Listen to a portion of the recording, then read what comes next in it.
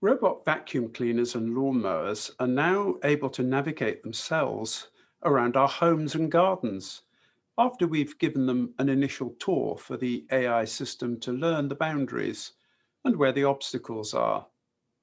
Although the vacuum cleaner won't clean under the sofa or do the stairs. Consumer video drones are now readily available to track and film people or circle a building. These might seem pretty harmless robots, unlikely to do much harm to anyone. But what about automated weapon systems able to target and kill people without a human in the loop? Or even closer to home, what about self-drive vehicles that can take over the driving and make decisions even in life-threatening situations? In this study series, Masters or Slaves, AI and the Future of Humanity, we're exploring how AI is impacting what it means to be a human being, made in God's likeness, and what we need to do to protect our ability to be faithful image bearers so that we can be masters rather than slaves of AI. So far on our journey to discover how AI is threatening our humanity and our ability to reflect God's image in us, we've looked at how it's stealing our minds and our relationships, our privacy and freedom. In this session, autonomy or responsibility, we're going to think about whether it's right to hand over moral agency to a machine or a computer. Moral agency is the idea that we are moral agents. We act according to a set of moral principles or rules. If we allow an artifact that we have made, like a military drone or a self-drive car, to make moral decisions on our behalf, we've effectively handed over our moral agency to an artifact. We have given it the responsibility to shoot to kill or even to knock over a small child when they run in front of our car chasing after their ball. The car might drive into the child because it could have been programmed to protect the occupants first, and perhaps the only other option that was available was to swerve into the oncoming traffic. Military drones fitted with missiles have been in use for some time to target terrorists, guided by a pilot sitting in a control room, often thousands of miles away from the drone and completely detached from the physical reality of what's happening on the ground. A terrorist is killed or a group blown up, and the pilot returns home to their child's birthday party. This unreal detachment can cause mental problems for pilots like post-traumatic stress syndrome. But AI algorithms are now being used to completely automate drones and other weapons systems, avoiding the need for a human in the loop.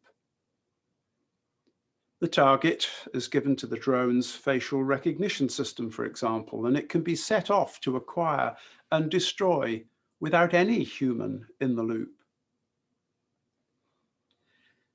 A senior executive of China's third largest defense company has gone on record to say that in future battlegrounds, there will be no people fighting. Many outside the military are concerned about these developments, and a coalition of over 170 organizations in 65 countries are campaigning for a global treaty to ban the use of killer robots. But so far, not even the United Nations have reached agreement on such a ban. But without it, there is a danger of an AI arms race with powerful blocs like the US, Russia, and China vying for world dominance. Vladimir Putin, Russia's president, speaking to students in 2017, said, "Artificial intelligence is the future, not only for Russia, but for all humankind. It comes with colossal opportunities, but also threats that are difficult to predict. Whoever becomes the leader in this sphere will become the ruler of the world. So said Vladimir Putin. We could argue that there are similar moral dilemmas facing us when it comes to the use of self-drive vehicles rather than autonomous weapons. Although these are not obviously designed for the purposes of killing people, but when faced with a potentially fatal situation, we have still handed over the decision-making to a computer. Proponents of self-drive vehicles, however, argue that they will be much better and safer drivers than humans, and that our urban landscapes will be transformed with no traffic jams or parking problems. But there is still a very long way to go before the infrastructure is in place to allow such self-drive vehicles. And of course, the safety statistics that are often bandied about are just a projection. We don't have any real data on safety other than from a few very controlled trials with a tiny number of vehicles. The decisions that we make as human beings when faced with a potential life or death situation are complex, and of course, we often have to act on the spur of the moment. There are many examples of how people have put themselves at risk and even died to avoid hitting someone or crashing a plane when there are a lot of people around. This is perhaps a practical outworking of what Jesus meant when he said, "Greater love has no one than this, that someone lay down his life for his friends." MIT's online moral machine experiment illustrates the complexity of these decisions. It invites members of the public to choose what they would do when faced with various hypothetical scenarios when driving a vehicle. An example is a group crossing the road. There are barriers either side of the road. Do you run into the older people in front of you, or swerve into the young mum pushing a pram along with her young children? One of the challenges that these sorts of experiments illustrate is who decides on the rules? Who decides on the rules that should govern a self-drive vehicle? We could imagine some manufacturers deciding that they could be learnt from the data collected from these sorts of experiments, the ones that MIT have been carrying out, for example. The eventual AI system, working from its multi-sensor inputs, would then calculate the probability that this or that action should be taken in any particular scenario. This is almost like an AI version of what is called utilitarian ethics.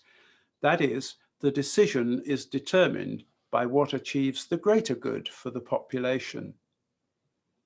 But we're still left with the question, who determines what the greater good is? In the MIT experiment, it would be what the majority who participated in the experiment would do in each scenario. As we've observed before, we are not perfect and our decisions may be flawed, but the moral responsibility or moral agency as those made in God's image rests with us. Even when we step into a self-drive vehicle, we are making a moral choice to accept its rules, rules that will not necessarily be transparent. Yet we still remain accountable to God for the choices it makes. Even the law has still to catch up with how to assign liability when a self-drive vehicle is in an accident. Once more, we can see that AI algorithms behind autonomous weapons and vehicles are in danger of stealing our moral responsibility, and thus our ability to faithfully reflect that fundamental aspect of what it means to be made in the image of God after his likeness. In our next session, Leisure or Dignity, We'll turn to the threat of AI and robots stealing our jobs and what the Bible teaches us about the dignity of work.